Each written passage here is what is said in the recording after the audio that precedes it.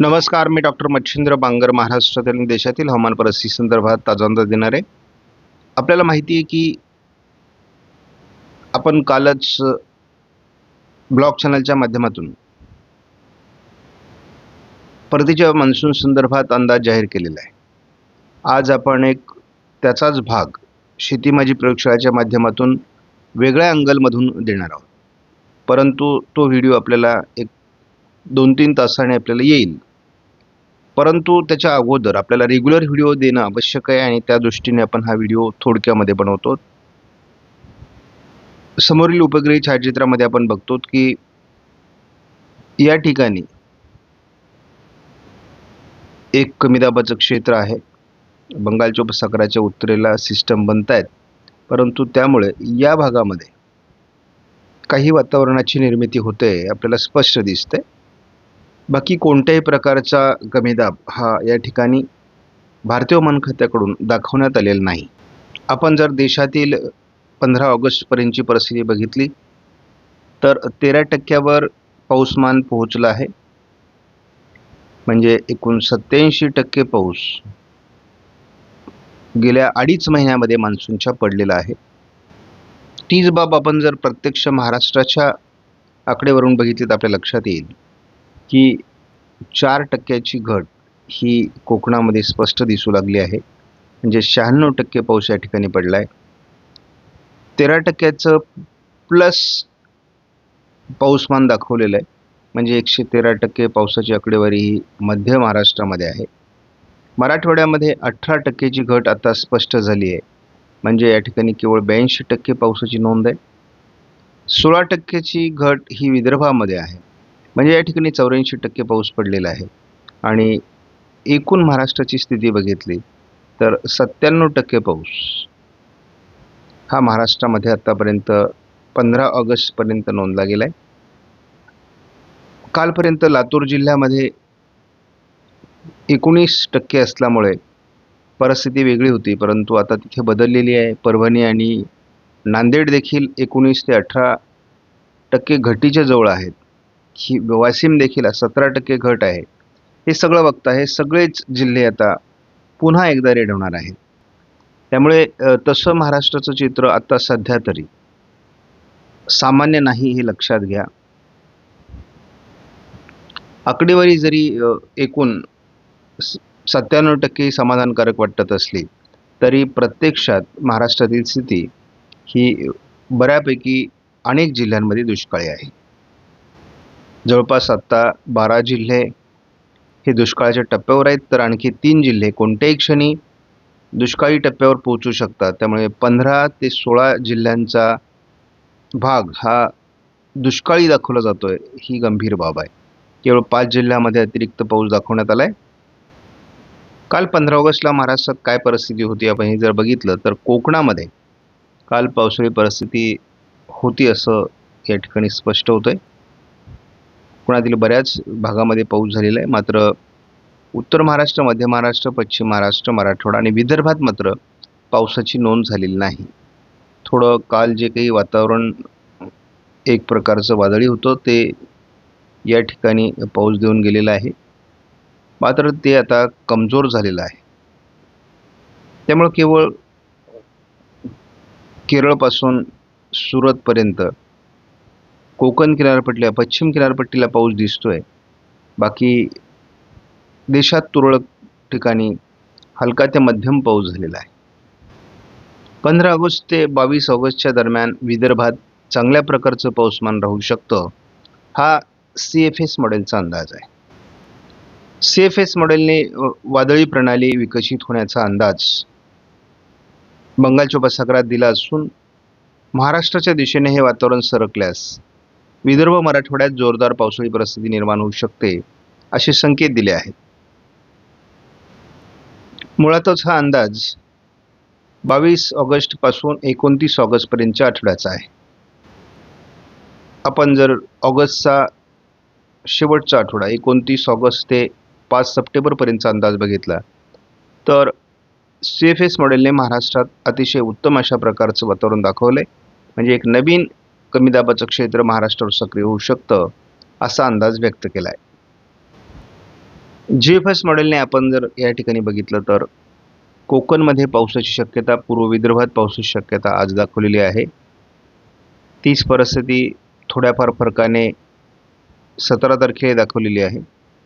18 तारखेला विदर्भात पाऊस वाढू शकतो असा अंदाज GFSचा आहे. कोकणामध्ये पावसाचं प्रमाण वाढू शकतं 19 तारखेला. 20लाही वातावरण असू शकतो, परंतु महाराष्ट्रात सर्वदूर तुरळक पावसाचा अंदाज आहे. तीच परिस्थिती 21, 22, 23 तारखेला आहे.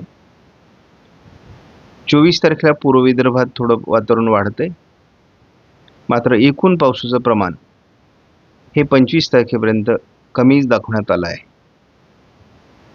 परंतु बंगालच्या उपसागरात वातावरण बदलणं अपेक्षित आहे. मी नेहमी सांगत असतो, हवामान ही बदलणारी गोष्ट आहे. आज जरी पाऊस दिसत नसला तर उद्या पावसाळी वातावरण दिसू शकतं, किंवा आज दिसणारं पावसाळी वातावरण उद्याच्या अंदाजामध्ये बदलू शकतं. यामध्ये तुमचा अंदाज बदलतो असं नाही, तर वातावरण बदलतंय आणि मॉडेलमध्ये त्यामुळे अंदाज बदलतात. एल निनोच्या वर्षामध्ये मॉडेलचे अंदाज 50 ते 60% जुळतात, हे लक्षात ठेवा. त्यामुळे जवळपास त्याही ठिकाणी अंदाज बदलण्याची शक्यता अधिक राहते. त्यामुळे आपण मॉडेल आधारित अंदाज जरी दिले तरी त्याला अनुभवाची जोड असणं आवश्यक असतं. आता आपण बघतो कोकण किनारपट्टी घाटमाथ्यावर 16 तारखेला पावसाचा अंदाज दिलेला आहे. थोडा पूर्व विदर्भामध्ये पावसाची शक्यता आहे. तोच अंदाज 17 तारखेला देखील कायम आहे. 18 तारखेला जळगाव, बुलढाणा, अकोला, अमरावतीच्या काही भागामध्ये किंवा वाशिम, हिंगोलीच्या भागामध्ये, नांदेड, लातूरच्या भागामध्ये स्थानिक वातावरणाची शक्यता आहे. कोकणामध्ये आणि विदर्भात, गोंदियामध्ये, गडचिरोलीमध्ये थोडं पावसाची शक्यता आहे. थोडं महाराष्ट्राच्या दक्षिणेकडून म्हणजे नांदेड, लातूर, सोलापूर, सांगली, कोल्हापूर, सिंधुदुर्ग या भागाच्या दृष्टीने थोडं पावसाळी वातावरणात बदल होताना दिसतोय. पूर्व विदर्भ आणि कोकणात पावसाचं स्थानिक वातावरण राहणार आहे.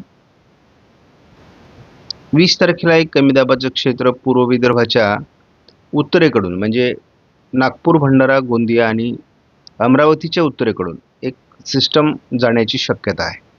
कोकणातील पाऊस कमजोर होणार आहे. थोडा गडचिरोलीमध्येही 20 तारखेला पावसाचा अंदाज ECMW मॉडेलने दिला आहे. मात्र एक लक्षात ठेवा, सातत्याने अंदाजात बदल होतो हे मात्र लक्षात ठेवावं लागेल. ही सिस्टम थोडी विदर्भात पाऊस देणार आहे आणि साधारण आपण बघतो की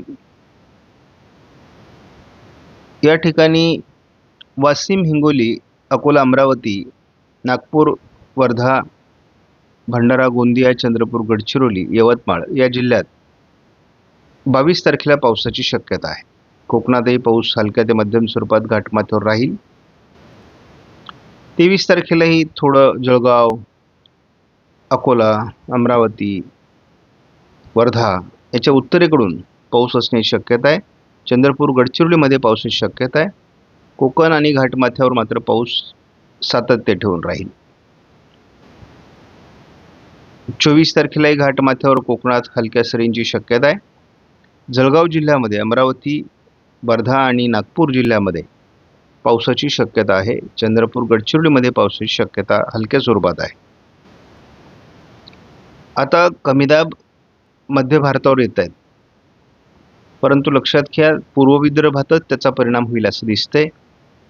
त्यामुळे अमरावती, वर्धा, नागपूर, भंडारा, गोंदिया, चंद्रपूर, गडचिरोली जिल्ह्यामध्ये जी दुष्काळी परिस्थिती आहे ती निवारण होण्याची शक्यता आहे. घाटमाथ्यावर कोकणात हलक्या सरी आहेत.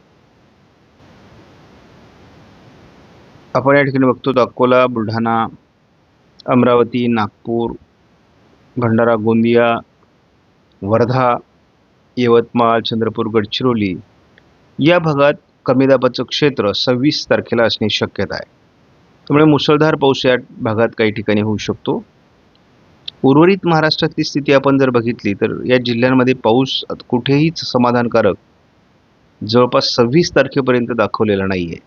त्यामुळे काही ठिकाणी परिस्थिती अधिक गंभीर असू शकते, कारण पाऊस पिकांपुरता होणं आवश्यक आहे. तो झाला नाही तर पिकं करपण्याची देखील भीती असते. 27 तारखेला पहिल्यांदा विदर्भावर पूर्णतः कमी दाबाचा प्रभाव दाखवण्यात आला आहे आणि त्याचा प्रभाव जवळपास जालन्यापर्यंत किंवा परभणीच्या उत्तरेपर्यंत पोहोचण्याची शक्यता आहे, नांदेडच्या उत्तरेपर्यंत पोहोचण्याची शक्यता आहे. यामध्ये वाशिम, हिंगोली, अकोला, अमरावती, नागपूर, भंडारा, गोंदिया, चंद्रपूर, गडचिरोली, थोडा छत्रपती संभाजीनगरचा भाग आहे, जळगावचा पूर्व भाग आहे. कोकणामध्ये या सिस्टम्सकडे वारे जाणार असल्यामुळे पाऊस सक्रिय राहणार आहे. 28ला जळगाव, धुळे, मालेगावच्या आजूबाजूने पावसाळी वातावरण आहे आणि सातत्याने आपल्याला विदर्भात वातावरण दिसते. म्हणजे यापुढे जळगाव, अकोला, बुलढाणा, अमरावती, नागपूर, भंडारा, गोंदिया या जिल्ह्यात काही भागात पावसाचं प्रमाण कमी आहे आणि तो सर्व म्हणजे मुसळधार ते मोठे पाऊस आपल्याला या भागात होऊ शकतात. त्यामुळे या ठिकाणची दुष्काळी परिस्थिती कमी होऊ शकते, कारण सातत्याने या भागात पाऊस दाखवला जातोय. ही सिस्टम 29 तारखेला छत्रपती संभाजीनगर, जालना, बुलढाणा, अकोला, अमरावती, वाशिम, जळगाव, धुळे, नंदुरबार, उत्तर नाशिकच्या भागात प्रभावी असण्याची शक्यता आहे. त्यामुळे या ठिकाणची चिंता मिटण्याची शक्यता आहे. हा जवळपास 30 तारखेपर्यंतचा अंदाज आहे. 30 ऑगस्टपर्यंत उत्तर महाराष्ट्रात आपल्याला 29 आणि 30 तारखेला पाऊस दिसतोय. परंतु एवढ्या दूरवरचा अंदाज 15 दिवसाच्या अगोदरचा हा अंदाज आहे. तर मग साहजिकच की या ठिकाणी बदल होतील. या सिस्टम अगदी उत्तरेकडून आणखी सरकू शकतात किंवा त्या महाराष्ट्रातही सरकू शकतात. हवामान ही बदलणारी गोष्ट आहे, त्यामुळे आपल्याला सातत्याने या अंदाजावर लक्ष ठेवावं लागणार आहे. आता विदर्भातील पावसाचे दिवस आलेले आहेत, त्यामुळे विदर्भाच्या दिशेने कमी दाब जाऊ लागतील. परंतु अजून ओरिसा, छत्तीसगड, मध्य प्रदेश, पश्चिम बंगाल आणि झारखंड या भागातला पाऊस सध्या आहे. त्यामुळे हे वातावरण संपूर्णपणे अद्याप तरी 30 तारखेपर्यंत मध्य प्रदेशवर दाखवलं जातं आहे, महाराष्ट्राच्या उत्तरेकडून दाखवलं जातं आहे. परंतु हळूहळू ही आता दक्षिणेला म्हणजे महाराष्ट्राच्या अंतर्गत भागात सुद्धा सरकणार आहे आणि त्यामुळे पावसाळी वातावरणात खूप बदल होतील. ते आपल्याला बघायचे आहेत. आपल्या अनुभवाचा अंदाज आपण सांगतो मॉडेलपेक्षा. पहिलं कमी दाबाचं क्षेत्र किंवा डिप्रेशन जरी संपलं असलं तरी नव्याने डिप्रेशनची किंवा वादळी प्रणालीची शक्यता बंगालच्या उपसागरामध्ये वाढू लागली आहे. याचा परिणाम फार तर विदर्भ आणि उत्तर महाराष्ट्र असाच सुरुवातीला दाखवला जाऊ लागला आहे. त्यामुळे आपण धावता अंदाज हा बघणार आहोत. सध्या स्थानिक वातावरण महाराष्ट्रामध्ये असू शकतं. 17 तारखेला आपण बघतो जळगाव जिल्ह्यामध्ये किंवा बीड, परभणी, जालन्याच्या दक्षिणी भागात थोडा पाऊस दाखवण्यात आला आहे. थोडाफार पूर्व विदर्भात पाऊस असू शकतो.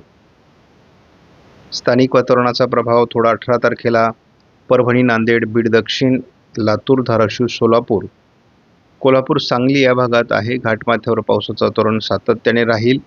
अधूनमधून हलक्या ते मध्यम सरी कोकणामध्ये होत राहतील. 19 तारखेपर्यंत तसं विदर्भात फारसं वातावरण दाखवलं जात नाही. या मॉडेलने मात्र हे क्षेत्र खूप मध्य प्रदेश, छत्तीसगडच्याही उत्तरेकडून जाताना दाखवलेलं आहे. मात्र एक लक्षात ठेवा की सुरुवातीला हे बऱ्यापैकी महाराष्ट्रामध्ये दाखवलं जात होतं, परंतु आता ते दाखवलं जात नाही आहे. आणि आपण आणखी बघूयात की 22 तारखेला विदर्भामध्ये SMW मॉडेलच्या काही व्हर्जननी पाऊस दाखवलेला आहे. या ठिकाणी जरी तो दाखवलेला नसला तरी पूर्व विदर्भात अमरावती, वर्धा, नागपूर, भंडारा, गोंदिया आणि चंद्रपूर, गडचिरोलीमध्ये पावसाची शक्यता आहे.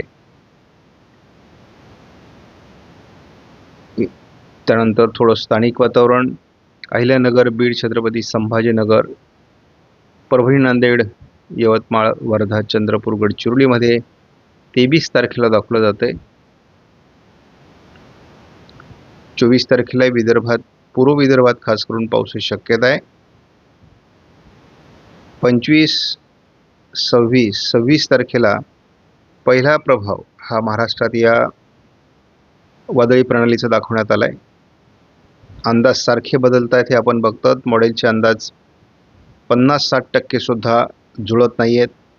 या परिस्थितीत फार चांगली परिस्थिती ऑगस्टच्या उत्तरार्धात आपल्याला बघायला मिळालेली नाही आहे. परंतु आपण बघतो की 26-27 विदर्भ आणि नंतर 28-29 उत्तर महाराष्ट्र हा अंदाज अजून स्पष्ट आहे.